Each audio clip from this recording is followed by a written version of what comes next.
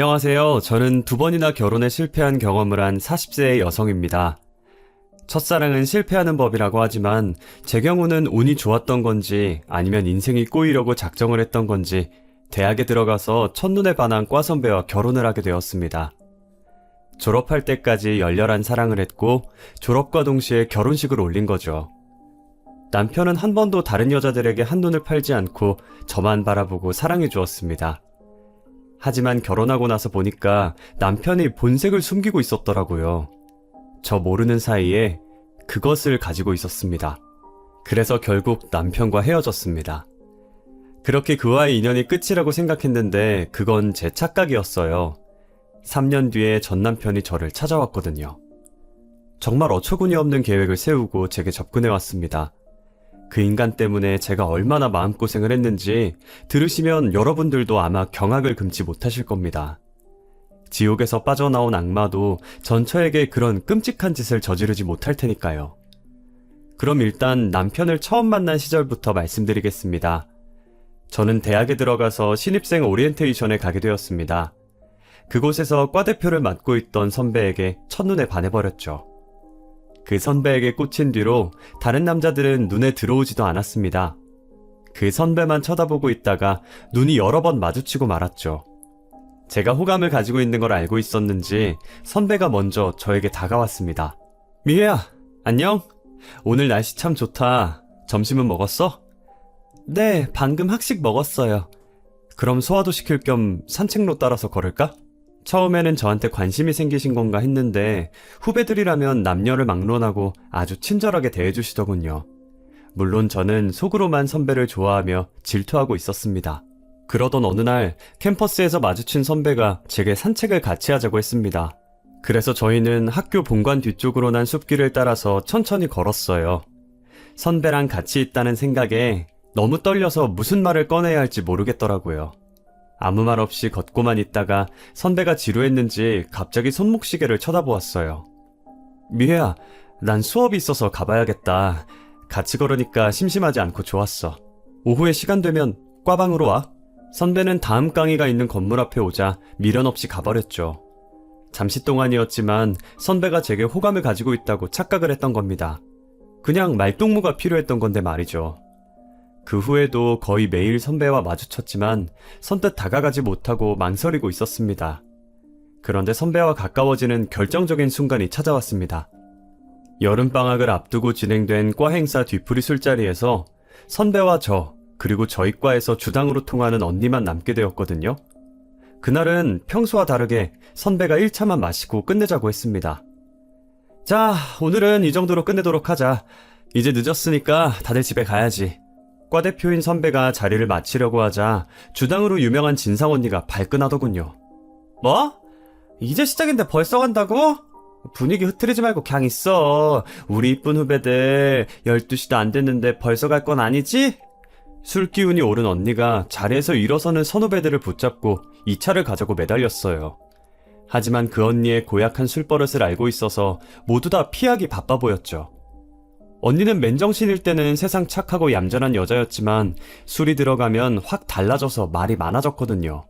게다가 자기 기분에 조금만 거슬려도 욕을 하며 행패를 부리는 주사를 가지고 있었어요. 아, 그래. 전부 가라고 해. 난 우리 미혜랑 성우만 있으면 돼. 언니가 술집 앞에 서 있던 저와 선배 사이로 들어와 도망가지 못하게 팔짱을 껴버렸어요.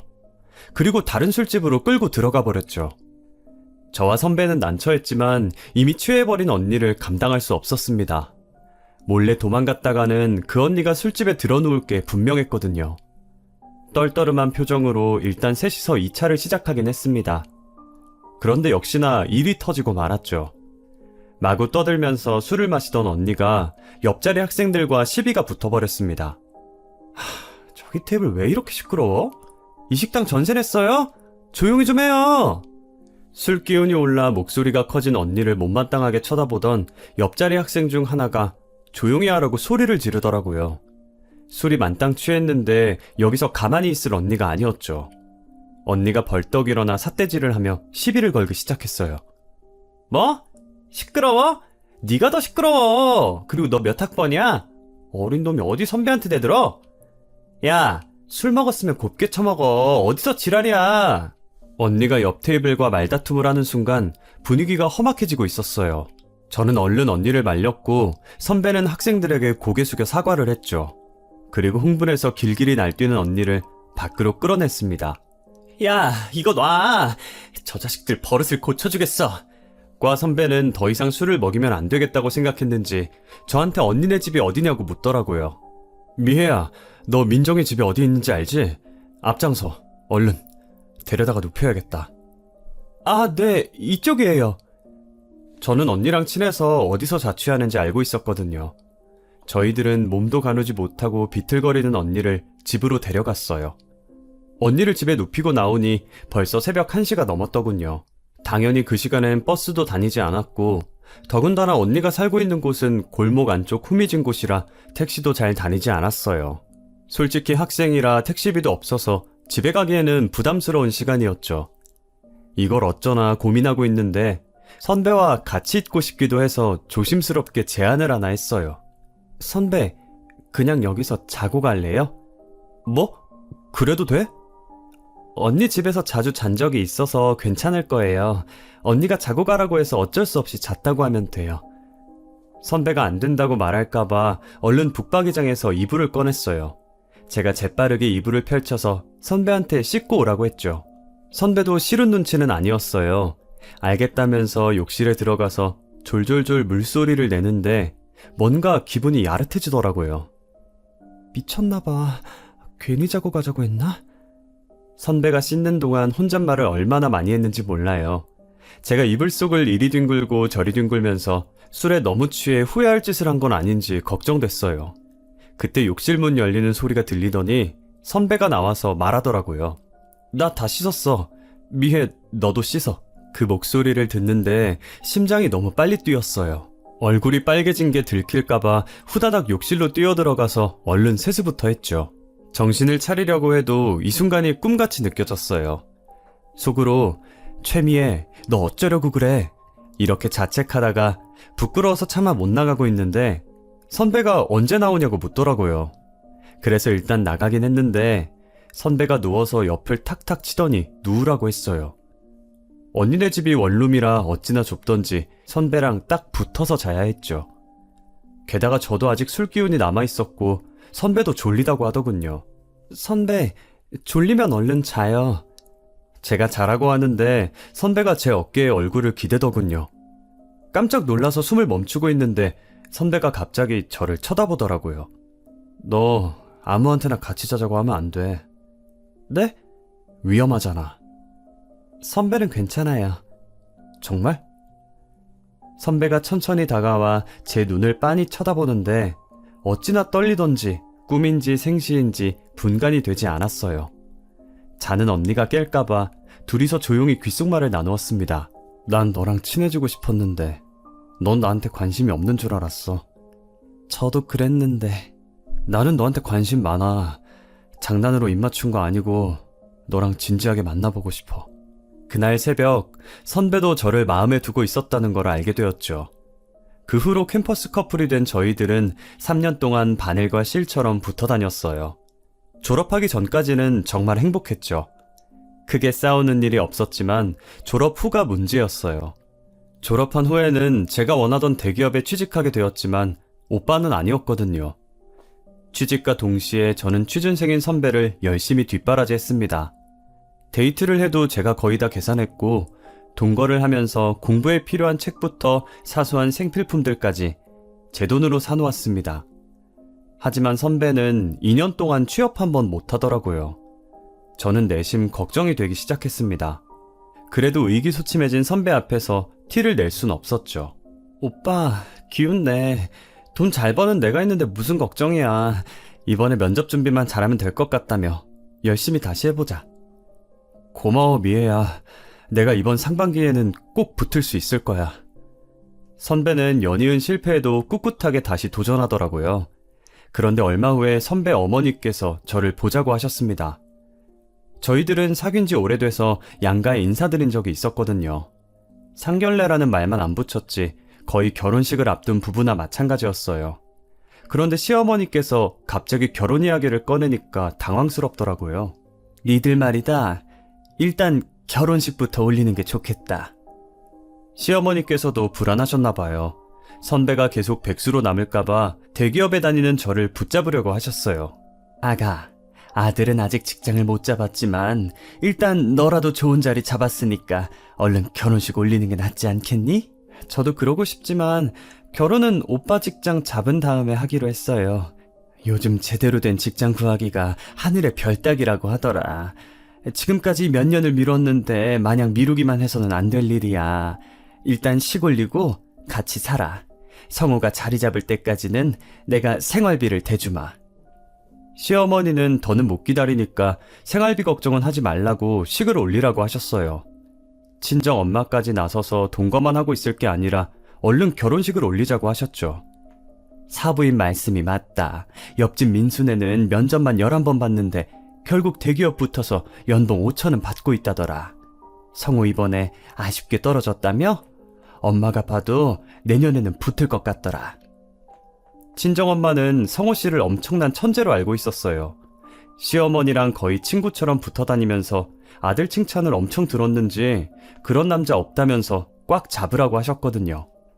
저희 엄마가 팔랑귀이긴 하지만 갑자기 이렇게 결혼을 허락하실 줄은 몰랐어요. 당연히 저는 전화기를 붙들고 친정엄마한테 왜 그러냐고 하소연했죠. 엄마, 갑자기 이렇게 결혼하라고? 이렇게 빨리 할 필요는 없잖아. 딸이 아직 직장도 못 구한 남자한테 시집가라는 게 엄마가 할 소리야? 그러니까 옆에서 전화통화를 듣고 있던 남편이 정색을 하며 반응하는 거 있죠. 내가 그렇게 못 믿어? 나 이번엔 꼭 붙는다고. 너까지 그러니까 진짜 자존감 뚝뚝 떨어지네. 아니, 그게 아니라. 제가 끝까지 대답을 못하니까 선배도 기분 나빠하더라고요. 그 뒤로 저한테 믿음을 줘야 하는데 취직도 못해서 자존감이 낮아진다, 기분이 나쁘다 이런 식으로 저를 괴롭혔어요. 제가 아니라고 해도 뭐만 하면 자기가 하는 일 없고 능력이 없어서 그러냐고 묻는데 너무 힘들더라고요. 그러다가 헤어지자는 말까지 듣게 되었어요. 우리 이렇게 애매하게 있을 게 아닌 것 같아. 잠시 동안 따로 지내자. 아니다, 따로 지낼 게 아니라 우리 그냥 헤어지자. 뭐? 갑자기 왜 그래? 네가 요즘 날 피한다는 기분이 들어. 결혼 이야기만 꺼내면 기분 나빠하고. 내가 2년 넘게 백수로 지내면서 너한테 능력 없는 모습 보이는 것도 자존심 상하고. 넌 좋은 직장 구했으니까 너 혼자 살아. 기분 나빠한 게 아니야. 나는 오빠가 자리 잡은 다음에 결혼하자고 했으면 좋겠어서. 그니까 나는 너랑 평생 결혼 못할 것 같아서 그래. 내가 너무 욕심부렸어. 내 주제에 무슨 대기업을 가겠다고. 취직을 오랫동안 못해서 우울증이 찾아온 것 같더라고요. 연이은 면접 낙방에 저의 결혼 거절까지. 무너져가는 모습에 마음이 약해져서 결국 결혼하자고 했습니다. 어차피 결혼할 마음이었고 오빠에게 든든한 보금자리를 내어주고 싶었거든요. 결혼 후에는 아내로서 내조도 해주고 외조도 해주며 마음이 병들어간 오빠를 케어해주려고 했습니다. 게다가 오빠가 취업을 할 때까지 시어머니께서 생활비를 지원해준다고 했으니까요. 오히려 지금 상황보다는 나을 것 같았습니다. 그런데 결혼 후 3개월 정도 지원을 받았을 때였을까요? 시어머니께서 갑자기 어이없는 말을 꺼내셨습니다. 이번에 연봉 올랐다며? 이제 생활비는 안 줘도 되겠지? 네? 제가 돈을 벌기는 하지만 앞으로 저희 미래 생각하면 돈을 모아야 해서요. 어머님도 오빠 취업할 때까지 계속 도와주기로 하셨잖아요. 그렇기는 하다만 둘 다 백수라면 모를까. 너 혼자 벌어도 충분히 생활이 되는데 굳이 나까지 나서서 도와줄 필요는 없는 것 같다. 시어머니는 제가 경제적인 능력이 있다는 걸 내세우면서 마음대로 생활비를 끊었습니다. 물론 당장 생활비는 있지만 지금 살고 있는 곳을 전세로 바꾼 후에 돈을 모아 차차 내 집을 마련할 생각이었거든요. 그런데 그럴 여유가 없어져 버렸죠. 하지만 시어머니께 왜 일방적으로 약속을 어기냐고 따질 수도 없었어요. 남편한테 생활비가 끊겼다고 말할 수밖에 없었죠. 여보, 어머님이 앞으로 생활비 지원 안 해주시겠대. 그래, 뭐 할 수 없지. 남편은 마치 남의 일처럼 대수롭지 않게 굴더군요. 그래서 순간 열이 받아 남편이 싫어할 만한 말들을 내뱉고 말았어요. 당신이 취업해서 자리 잡을 때까지 애 안 가질 테니까 그렇게 알고 있어. 내가 언제 취직할 줄 알고? 애를 보고 싶으면 서둘러서 취업하면 되잖아. 저는 애를 미끼로 남편에게 취업을 하라고 재촉했어요. 하지만 시간이 갈수록 남편 태도가 이상해졌습니다. 취직 준비는 하지도 않고 날마다 친구들과 어울려 술을 마시거나 당구장이나 PC방을 들락거리더라고요. 3년을 백수로 지내면서 한가한 생활이 몸에 익어버린 것입니다.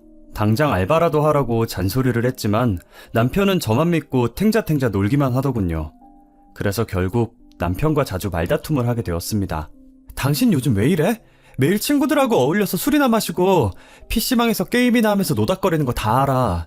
공부해서 제대로 된 회사에 들어갈 생각을 하란 말이야. 당신 취업 준비하고 있기는 해? 내가 알아서 할 거니까 잔소리 좀 그만해.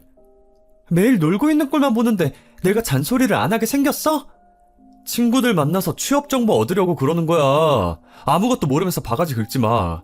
한 번만 더 스트레스 주면 집 나가버릴 테니까 그렇게 알고 있어. 남편과 심하게 말다툼을 한 날이면 어김없이 시어머니가 저를 불렀습니다. 제가 자기를 무시한다고 남편의 시어머니에게 고자질을 했던 거죠. 돈 좀 번다고 유세를 떨어도 분수가 있지. 남편을 이렇게 무시하는 법이 어디 있니? 마누라가 가장을 깔보고 업신여기니 집안 꼴이 제대로 될 리가 있나. 시어머니는 언제나 남편 말만 들었고 제가 말을 하면 귀를 닫고 듣지를 않았습니다. 억울하고 분했지만 참을 수밖에 없었어요. 그러다 남편이 저 몰래 대출을 받아서 주식에 투자를 했다가 완전히 깡통을 찼다는 걸 알게 되었습니다. 친구가 주식에 투자했다가 한 달 만에 엄청난 수익을 올렸다는 말을 듣고 남편이 욕심이 생겨서 신용카드로 1천만 원을 대출받았던 거죠. 그 친구에게 추천받은 종목에 올인했는데 몇 개월 만에 계좌가 깡통이 되어버리는 어이없는 일이 벌어졌습니다. 마음 같아서는 소리라도 지르고 싶었지만 남편이 처음으로 깡소주를 마시며 울고 있더군요. 이런 인생을 살게 해서 미안하다고 매달리는데 차마 뭐라 할 수가 없었습니다. 그래서 남편을 꼭 안아주며 위로해주고 말았죠. 괜찮아. 주식이란 게 오르기도 하고 내리기도 하잖아. 지금은 바닥이라도 기다리면 올라가겠지. 기다려서 될 일이 아니야. 증권사에서 주식을 전부 팔아버려서 내 계좌는 깡통이야. 뭐? 증권사에서 어떻게 마음대로 당신 주식에 손을 대? 그게 말이야. 선물 옵션을 했거든. 남편은 도박이나 마찬가지인 선물에 손을 댔다고 했어요. 그러면서 미수금이 생기자 증권사가 약정대로 남편 계좌의 주식을 전부 처분하고 깡통이 된 계좌는 정지시켜버렸다고 합니다. 가만히 앉아서 1,000만 원을 날려버린 거죠. 그제야 저는 참아왔던 분노를 터뜨리고 말았습니다. 지금 뭐 하자는 거야? 하라는 취업 준비는 안 하고 주식으로 돈을 날려? 무슨 생각으로 사는 건데? 나는 잘해보려고 그랬던 거라고. 당신한테 눈치도 보여서 대박 한번 쳐보려고. 뭐? 대박? 그러다가 도박도 하겠다? 당신 이제부터 그 회사 지원하지 마. 대기업만 고집하니까 실패하는 거야. 중소기업이라도 우선 들어가라고. 나도 다 알아봤어. 웬만한 중소기업은 경력직을 원하지. 나 같은 초짜는 이력서도 안 받아줘.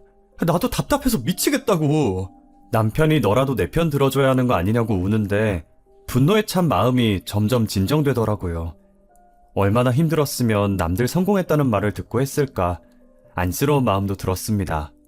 어차피 화내봤자 1,000만 원이 돌아오는 것도 아니니까 겨우 이성을 붙잡고 남편을 다독였어요. 여보, 다음부터 안 그러면 돼. 1,000만 원은 수업비 냈다고 생각하자. 어차피 당신 탓해봤자 1,000만 원이 돌아오는 것도 아니고 우리 둘 다 없는 일이라고 생각하게. 응? 그러니까 그만 울어. 고마워 여보. 내가 잠깐 제정신이 아니었어. 이제부터는 정말 죽을 각오로 준비할 거야. 만약 이번에도 실패하면 당신 시키는 대로 할게. 남편은 마지막 기회라고 생각했는지 열심히 준비했지만 결과는 실패였어요. 이제야 눈앞에 처해진 현실이 보였는지 닥치는 대로 일을 해보겠다고 하더라고요. 이젠 안 되겠어. 취업은 포기하고 막노동이라도 알아봐야겠어. 그래, 잘 생각했어. 얼마가 됐든 간에 당신한테 맞는 일자리 찾아보자. 남편은 선배 소개로 물류센터에서 창고 관리하는 일을 하게 되었어요. 그런데 몇 달이 지나도 남편이 월급을 가지고 오지 않는 겁니다. 여보, 당신 월급 안 받았어? 왜 몇 달이 지나도 들어오는 돈이 없지? 당연히 받았지. 근데 내가 쓸 데가 좀 있어서. 제가 생활비를 달라고 하자 남편은 쓸 데가 있다는 핑계를 대면서 5개월 넘게 생활비를 주지 않았어요. 그러다가 남편이 저를 속이고 있다는 사실을 알게 되었죠. 우연히 보게 된 남편의 휴대폰에서 충격적인 메시지를 발견하게 되었습니다. 남편이 은행에서 5천만 원이 넘는 빚을 지고 있었거든요. 그래서 남편이 안방으로 들어오자마자 핸드폰을 보여주면서 말했습니다. 여보, 속일 생각하지 말고 사실대로 말해. 대출을 왜 받은 거야? 설마 또 주식에 손댔어? 그런 거 아니야. 친구놈이 하도 사정해서 명의를 빌려줬어. 뭐? 명의를 빌려줘? 남편이 그동안 숨기고 있었던 사실을 전부 다 털어놓더군요. 사업을 하던 친구가 자금 사정이 어렵다면서 대출을 받을 수 있도록 한 번만 도와달라고 사정을 했다고 합니다. 무릎 꿇고 눈물까지 흘리길래 어쩔 수 없이 명의를 빌려줬다는데 정말 어이가 없었죠. 그런데 얼마 후에 그 친구가 폐업 신고를 하고 사업을 정리했다는 걸 알게 되었다고 합니다. 남편은 친구에게 연락을 했지만 연락이 되지 않아서 저한테 쭉 숨기고 있었다고 해요. 은행에서는 폐업을 했기 때문에 대출금을 당장 내놓으라고 재촉을 하고 있어 생활비도 주지 못했다고 하네요. 매달 월급 털어넣으면서 맞고 있었는데 이제 한꺼번에 갚으라고 난리를 치니까 뭘 어떻게 해야 할지 모르겠어서 정말 미안해 여보. 남편은 풀이 죽어 기어들어가는 목소리로 미안하다고만 했어요. 월급을 압류당하고 신용불량자가 되지 않으려면 다음 달까지 5천을 맞춰야 한다고 하더군요. 5천만 원이라니 아무리 머리를 굴리며 생각해봐도 방법이 없어서 직장 생활을 시작하면서 넣어두고 있었던 적금을 깼습니다. 거기에다 모아둔 돈을 보태서 남편이 저지른 사고를 뒷수습했어요. 정말 이혼하자고 말하고 싶은 심정이었습니다. 그 후에 제가 눈에 띄게 냉랭해지니까 남편이 불안해졌나 봅니다. 갑자기 애를 갖자고 하더군요. 하지만 저는 남편을 생각 없이 행동하는 점과 쥐꼬리 같은 월급을 믿고 덜컥 애를 가질 수 없었습니다. 빚 갚은 지 얼마나 됐다고 애야. 당신 자리 잡으면 갖자고 했잖아. 당신 연봉이 제법 높잖아. 그러니까 애부터 만들자. 엄마도 손자 기다리고 있어. 당신이 제대로 된 직장 가질 때까지는 애는 절대 안 돼. 애 만들고 싶으면 비정규직에서 벗어나. 남편이 시작한 창고 관리 일도 비정규직이었거든요. 제가 임시방편으로 들어간 일자리 아니냐고 몇 번이나 물었지만 남편은 이제 안정적인 직장을 잡을 생각도 하지 않았어요. 한 달에 180만 원이 안 되는 돈을 쥐어주고는 모든 걸 알아서 하라는 식이었죠. 그래서 번듯한 회사에 들어가기 전까지 절대 애는 가지지 않을 거라고 못을 박았던 거예요. 그때부터 남편 그리고 시댁과 저의 사이는 돌이킬 수 없을 정도로 멀어졌어요. 시어머니는 일부러 애를 가지지 않는 저를 벌레 쳐다보듯이 했습니다. 네 나이 33이야. 지금 애를 가져도 노산인데 대체 언제까지 미룰 작정이냐? 나도 참을 만큼 참았다. 올해 안으로 애를 가지든지 아니면 이혼하고 갈라서. 마침내 시어머니가 제게 최후 통첩을 날리더군요. 괜히 겁을 주려고 하는 말이라는 게 느껴져서 정말 기분 나빴죠. 그것보다 시어머니가 뻔뻔하게 나오는데도 남편이 말없이 동조하고 있는 게 더 어이없었습니다. 아무리 생각해봐도 남편이랑 결혼 생활을 이어나가야 하나 싶더군요. 남편은 언제 잘릴지 모르는 불안한 직장 생활을 하면서도 금전적인 문제는 모두 제게 의존하려고 했거든요. 거기에 시어머니는 어떤 문제가 생겨도 남편 편만 들었습니다. 5천만 원의 빚이 생겨도 시모가 빨리 갚으라고 독촉한 것도 생각나고 남편의 무능력함이 지긋지긋해져서 결국 5년 만에 합의 이혼을 하게 되었습니다. 요즘 한 달이 건너면 돌싱들이 판을 치는 세상이라 이혼이 별스러운 일은 아니었지만 한동안은 적응이 되지 않았습니다. 가슴에 구멍이라도 뻥 뚫린 것처럼 허전했고 일이 손에 잡히지 않았죠. 그래도 뜻밖의 행운이 찾아와 이혼의 후유증을 극복하게 되었습니다. 주식 투자를 하시면서 10년 동안 한 종목을 꾸준히 사들인 아버지가 초대박을 터뜨린 겁니다. 아버지가 투자한 회사는 별 볼 일 없는 삼류 제약회사였거든요. 주위 사람들이 왜 그런 허접한 회사에 투자를 하냐고 말렸지만 아버지 생각은 달랐어요. 인기 있는 종목은 워낙 비싸잖아. 이 회사는 싸니까 많이 가지고 있어도 부담이 없어. 아버지는 돈이 생길 때마다 그 종목을 사모으셨고 딱 10년 만에 그 회사가 신약 개발에 성공한 것입니다. 그래서 주가가 2달 만에 15배나 올라버렸죠. 아버지는 이런 일이 생길 줄 몰랐는지 조용히 저를 부르시더니 저만 알고 있으라고 하셨습니다. 그리고 주식으로 낸 수익을 제게 주셨어요. 무려 5억이나 주신 거죠. 내가 이 나이에 돈 쓸 데가 어디 있겠냐. 네가 가지고 있다가 욕이 나게 쓰거라.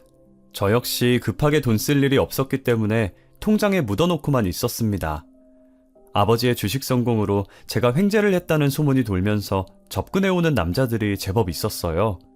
모두 말은 하지 않았지만 제 돈에 눈독을 들이고 있는 게 느껴져서 그런 속물 같은 남자들과는 만나지 않았습니다.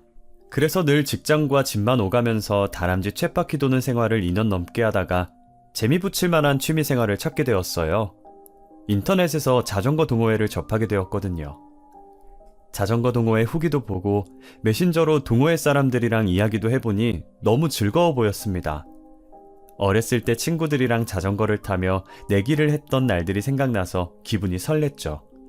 이거라면 어렸을 때처럼 추억도 쌓고 기분 전환도 될 것 같아서 고민하지 않고 산악자전거를 하나 구입했습니다.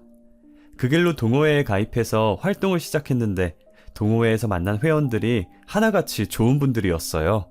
연령층도 아주 다양해서 70대를 넘기신 분이 있는가 하면 대학 졸업을 앞둔 20대도 있었죠. 그렇지만 세대 차이를 전혀 느낄 수 없을 정도로 화기애애한 분위기였어요. 전에는 외롭고 무료하게 보내야 하는 주말이 싫었는데 이제는 어서 주말이 와서 회원들과 같이 하이킹을 가고 싶은 마음뿐이었어요. 그렇게 1년 동안 활동을 하면서 친해진 남성분이 있었습니다. 벤처 사업을 하고 있다는 35의 연하남이었어요. 성격도 활발하고 싹싹하니 말도 잘 붙이는 게 주말마다 모임에 나타나서 친한 척을 하더라고요. 누나 안녕하세요. 그동안 어떻게 지내셨어요? 민철아 안녕. 직장인이 별거 있겠어. 죽어라 일만 했지. 어쩐지 저번 주에 안 나왔더라. 요즘 많이 피곤해요? 민철이는 만난 지 얼마 되지도 않았는데 저를 누나라고 부르면서 졸졸 따라다녔어요. 모임을 마치고 회식을 할 때도 제 옆자리는 늘 민철이 차지였죠. 나중에는 민철이가 주중에도 연락을 하기도 했어요. 누나, 오늘 시간 어때요? 괜찮으면 같이 저녁이나 먹어요. 내가 쏠게요. 근데 오늘은 마감해야 될 업무가 있어서 8시 넘어야 퇴근할 것 같아. 난 괜찮아요. 제가 누나 회사에 데리러 갈게요. 민철이는 일주일에 2-3번은 꼭 연락하더라고요. 그때마다 밥을 먹거나 차를 마시자고 했어요. 민철이가 운영하는 사무실이 제 회사와 그리 멀지 않은 곳에 있어서 그런 줄 알았죠. 그런데 민철이가 저를 이성으로 느낀다는 사실을 알게 되었습니다. 민철이한테 왜 여자친구가 없냐고 물었거든요. 민철아, 넌 왜 사귀는 여자가 없어? 빨리 결혼해야지. 얼마 전에 마음에 드는 여자가 생겼는데 쑥스러워서 고백을 못하고 있어. 누나도 아는 사람이야. 그래? 누군데? 우리 동호회 사람이야? 말해봐, 내가 도와줄게. 그게 누구냐면 우리 동호회 사람이고 최미혜라는 여자야. 뭐라고? 그게 무슨 뚱딴지 같은 소리야. 전 그만 피식 웃어버리고 말았어요. 민철이가 저를 웃기려고 농담을 한다고 생각했죠. 하지만 민철이가 정색을 하면서 쳐다보더라고요. 정말이야. 누나랑 같이 있으면 세상을 다 얻은 것 같고 너무 편하고 좋아. 나는 누나랑 진지하게 만나보고 싶어. 민철이가 3년 전에 사귀던 여성에게 차이고 충격을 받아서 한동안 여자를 만날 생각이 없었다고 하더군요. 하지만 저를 만난 뒤로 마음이 싱숭생숭해지더니 뭐만 하면 제가 생각났다고 했습니다. 요새는 누나가 뭐하고 있나 궁금하고 이번 주말에는 누나랑 어디 갈까 고민하는데 누나가 다른 남자랑 데이트한다고 하면 마음이 불안해져. 민철아, 연애나 결혼은 장난이 아니야. 친누나처럼 편하게 생각하는 건 좋은데 우리 사이는 딱 거기까지야. 아니야 누나, 제발 거절하지 말고 나랑 몇 번만 만나보면 안 돼? 결혼하자는 것도 아니고 연애하자는 건데 뭐 어때? 내가 이혼녀라도? 그래도 괜찮아? 저는 민철이가 깜짝 놀라 아연실색할 줄 알았는데 전혀 상관없다고 하더라고요. 아무리 이혼녀에 대한 편견이 없다고 하더라도 교제의 순간이 찾아오면 저 사람의 이혼 사유가 뭐였을까, 무슨 문제가 있었던 걸까 한번 생각해보게 되거든요. 그런데 그런 생각 없이 민철이가 제 손을 잡고 누나가 2번, 3번 이혼했어도 상관없다고 하더군요. 그 말을 듣는데 기쁜 것보다 실연의 상처 때문에 민철이가 저한테 의지하는 거라고 생각했습니다. 저는 조건이 좋은 다른 여성을 찾아보라고 타일렀지만 민철이는 눈에 뭐가 쓰인 사람처럼 제게 집착했죠. 결국 민철이의 연락을 피하기 시작했지만 동호회 멤버들도 저희 관계를 알게 되었어요. 제가 연락을 피하니까 민철이가 저랑 그렇고 그런 관계라고 말하고 다닌 거죠. 다른 남자들이 호감 표시를 할까봐 미리 손을 쓴 것 같았어요. 결국 다른 동호회 멤버들이 불편하다는 컴플레인을 걸었나 봐요. 갑자기 회장이 일 끝나고 보자고 하더니 카페에 절 앉혀두고 허심탄회하게 이야기하더군요. 미애야, 민철이가 저렇게 죽고 못 산다는데 진지하게 만나봐. 연하면 좋은 거 아니니? 나 같으면 이게 웬 떡이냐 하고 낼름 물어버리겠다. 왜요? 동호회 사람들이 저한테 말 걸 때마다 민철이가 분위기 망쳐서 그렇죠. 아니, 굳이 그런 건 아닌데 내 눈엔 민철이가 괜찮아 보여서. 그게 민철이 걔가 돈도 많이 벌잖아. 걔가요? 너 몰랐어? 회장 언니는 민철이가 그 나이에 돈도 잘 벌고 연하라는 좋은 조건도 다 갖췄는데 왜 안 사귀냐고 부추기더라고요. 게다가 소문에 의하면 민철이가 강남에 집이 한 채 있고 모아둔 돈도 3억이 넘는다고 들었대요. 믿기지 않았지만 민철이가 다시 보이긴 하더군요.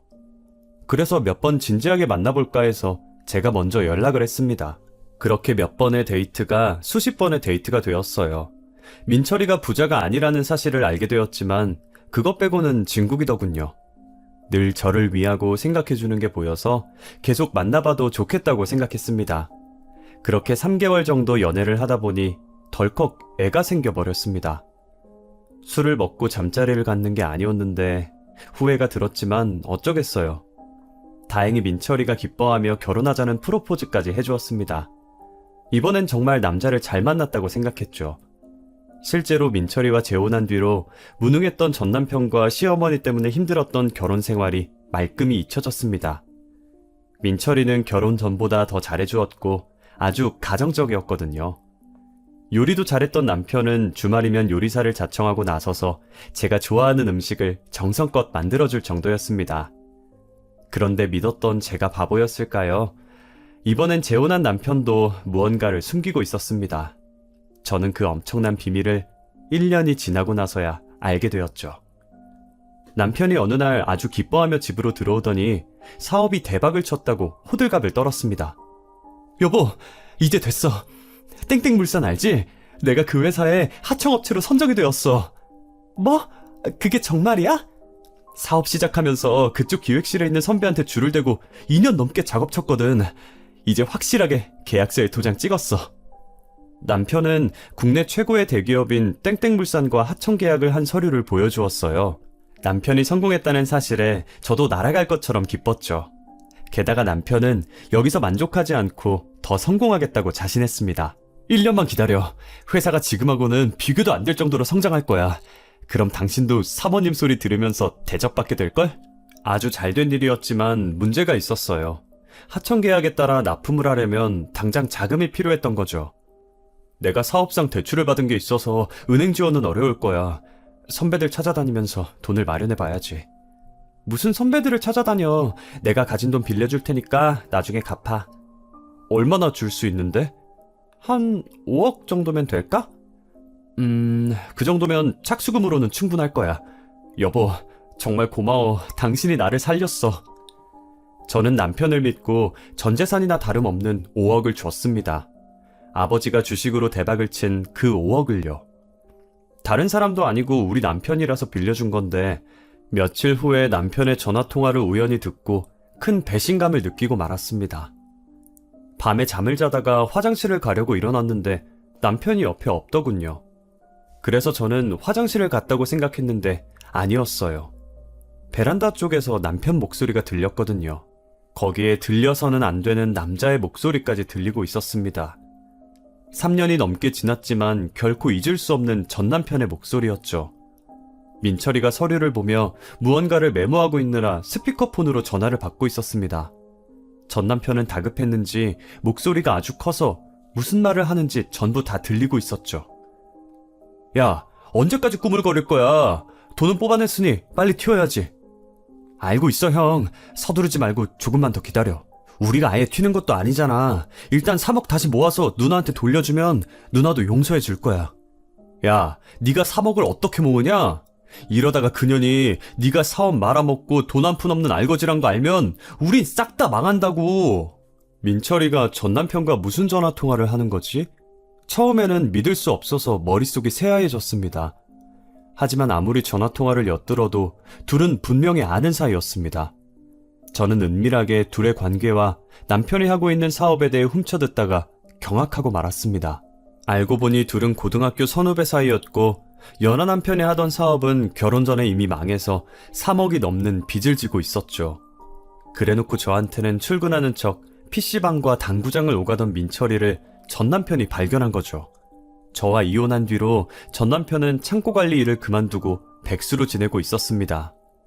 돈이 필요했던 전 남편이 저를 만나 다시 합치자고 꼬드기려다가 사업 망하고 신선 노름하고 있던 민철이를 꼬드겨 제 돈을 빼앗으려 했던 거죠. 그리고 민철이는 바보같이 전 남편의 꼬임에 넘어가서 제가 준 돈을 가로채려고 했습니다. 저는 이 전화통화를 듣고 일단 모른 척 잠자리에 들었어요. 그러자 다음날 민철이가 지방 출장 자리가 잡혔다며 저에게 외박 통보를 날렸습니다. 여보, 대전으로 일주일 정도 출장 갔다 와야 돼. 갑자기 잡힌 스케줄이라 나도 정신없는데 얼른 다녀와도 괜찮은 거지? 그 말을 듣는 순간 도망치는 거구나 싶었습니다.